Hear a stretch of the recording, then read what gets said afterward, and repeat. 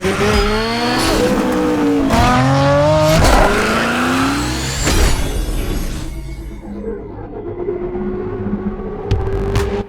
you look at this entire tuning scene, everything comes from Japan.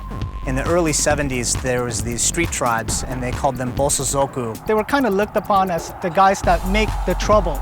They're out there, racing or drifting or making a lot of noise in the streets. They were drag racing those cars even back in the 70s and 80s, but they weren't import cars to them.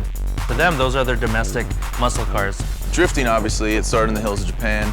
There were people that had the foresight to turn it into a series in Japan, and then it came stateside. Import drag racing sort of started as a spawn of traditional drag racing. Kids saw other people drag racing, IROC's American cars. Well, they wanted to do that, but all they had was their hand-me-down Honda Accords and Civics. The scene in Europe right now is kind of like what the scene was like in Southern California in 2000. It's very young, very new and exciting. It's awesome. North American guys have a little bit of a chip on their shoulders, and the same thing with the European guys. Europeans can definitely beat the top Japanese drifters. The Japanese guys look at North America and they look at Europe with a little bit of an elitist view. There's no reason why any of the drivers who are on the same level can't go over there.